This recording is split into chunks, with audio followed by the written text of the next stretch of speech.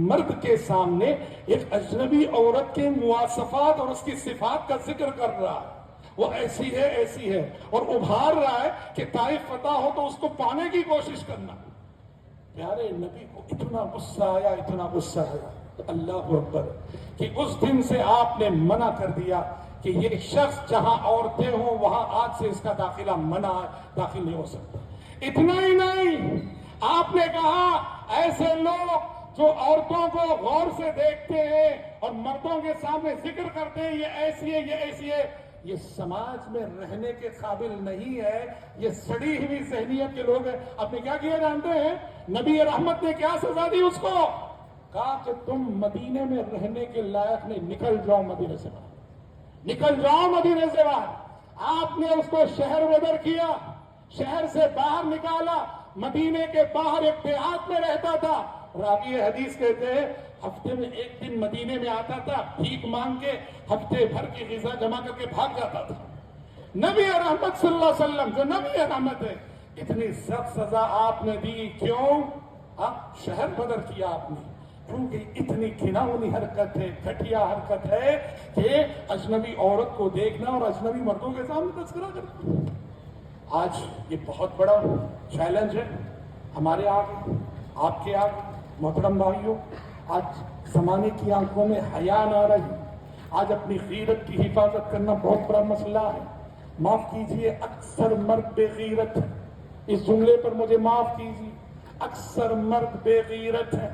بے پردہ کل جو آئی نظر چند بیویاں، اکبر زمین میں غیرت قومی سے گڑ گیا، پوچھا جو ان سے آپ کا پردہ وہ کیا ہوا، کہنے لگی کہ عقل پہ مردوں کی پڑ گیا۔ اکبر الہ آبادی کا بہت مشہور رباعی ہے ان کی۔ کیوں؟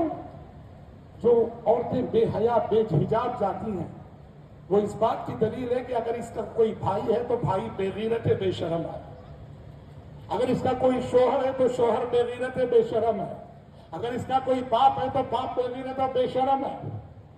سمجھ رہے؟ عورت بے حجاب ہو گئی، بے حیا ہو گئی، بے پردہ ہو گئی، اور معاف کیجئے جنسی حیوان بنا کے رکھ دیا سماج۔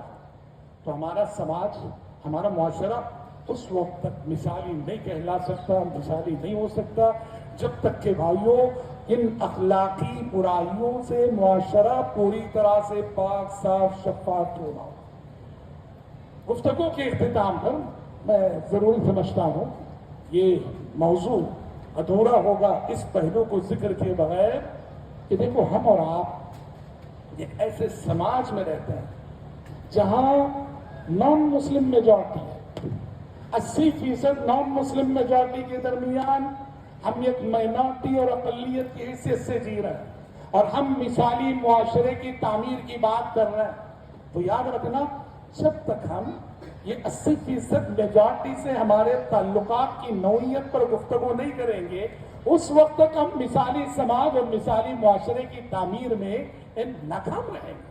جب تک ان کا تعاون ہمیں نہ ملے اور ہم ان کے ساتھ تعاون نہ کریں۔ پچھلی تقریروں میں بھی تذکرہ آیا، پیارے نبی صلی اللہ علیہ وسلم کی حیات طیبہ کیا سبق دیتی ہے کہ جب ہم مخلوط معاشرے میں رہتے ہیں جہاں دوسرے عقیدے کے، دوسرے مذاہب کے ماننے والے ہوں، اسلام کہتا ہے کہ انصاف کو قائم کرنے میں، عدل و انصاف کو برتنے میں، ظلم کو ختم کرنے میں، مظلوم کو اس کا حق دلانے میں، ظالم کا ہاتھ پکڑنے میں، غیر مسلم کا ساتھ دینا، غیر مسلم کا ساتھ لینا جائز ہے۔ حلف الفضول جو انجمن قائم ہوئی تھی، یہ انجمن غیر مسلمین نے قائم کی تھی، پیارے نبی اس کے ممبر بنے اور اس میں آپ نے اپنا قیمتی تعاون پیش کیا۔ آپ صلی اللہ علیہ وسلم کا یہ اسوہ بتاتا ہے کہ ہم جو اس ملک میں رہتے ہیں، ہمارے لیے بہت ضروری ہے کہ سوشل سروس، خدمت خلق کے کاموں میں یہاں کی جو غیر مسلم عوام ہے، ابھی بھی میں بتاتا ہوں کافی کچھ کوششوں کے باوجود بھی یہاں کی نان مسلم کی میجارٹی آج بھی امن پسند ہے، صلح پسند ہے، جو مسلمانوں کے ساتھ اچھے ماحول میں جینا چاہتی ہے۔ سمجھ رہے؟ ہمیں بہت ضرورت ہے کہ اس ماحول کو برقرار رکھیں اور نفرت کا مقابلہ محبت سے کریں۔ ادفع بالتي هي احسن فاذا الذي بينك وبينه عداوة كأنه ولي حميم۔ برائی کا مقابلہ بھلائی سے کرو، برائی کا جواب بھلائی سے دو گے تو تمہارا جانی دشمن بھی ایک دن جگری دوست بن جائے گا۔ حضرات، پیارے نبی کی اس تعلیم کو اپنانا بہت ضروری ہے۔ یہاں خدمت خلق کے کاموں میں، ظالم کا ہاتھ پکڑنے میں، مظلوم کا ساتھ دینے میں، ہمیں اپنے غیر مسلم برادران وطن کے ساتھ تعاون کرنا چاہیے اور تعاون لینا چاہیے، ان کی مدد کرنا چاہیے، ان کی مدد لینا چاہیے۔ اب دیکھیے، عام طور پر ہندوستان کے ہر شہر میں محکمہ پولیس کیا کرتا ہے؟ پیس کمیٹیاں بناتا ہے، پیس کمیٹی بناتا ہے۔ ہر سٹی کے لیول پر یا ہر سٹی میں کئی پولیس اسٹیشن ہوتے ہیں، پیس کمیٹیاں بنتی ہیں۔ ہر سماج، ہر قوم اور ہر مذہب کے کچھ نمائندہ افراد لیے جاتے ہیں اور ان کو ذمہ داری دی جاتی ہے کہ تم اپنے اپنے سماج کے لوگوں کو کنٹرول میں رکھنا۔ ہمارے لیے بہت ضروری ہے ایسے کاموں میں آگے بڑھ چڑھ کر حصہ لیں، پیس کمیٹی کا ممبر بنے، سماج کو انصاف فراہم کرنے میں اپنا رول ادا کریں، ظالم کا ہاتھ پکڑیں، مظلوم کو اس کا حق دلائیں۔ اور اسلام کی تعلیم کیا ہے؟ جب ظالم اور مظلوم کی بات آ جاتی ہے نا، ظالم اور مظلوم کی جب بات آتی ہے، اسلام کیا کہتا ہے معلوم؟ کہ اگر کوئی مسلمان کسی کافر پہ ظلم کرے، کوئی مسلمان کسی غیر مسلم پہ ظلم کرے اور وہ غیر مسلم جس نے ظلم سہا ہے وہ بد دعا کرے، تو اس مسلمان کو اس غیر مسلم کی بد دعا لگ جائے۔ اللہ کے پاس دعا کی قبولیت کے لیے قانون الگ ہے، بد دعا کی قبولیت کے لیے قانون الگ ہے۔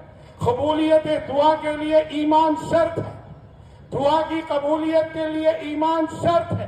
دعا صرف مومن کی قبول ہوگی، دعا صرف موحد کی قبول ہوگی، بد دعا ہر مظلوم کی قبول ہوگی، وہ ہندو ہو، وہ مسلم ہو، وہ کرسچن ہو، کوئی بھی کیوں نہ ہو۔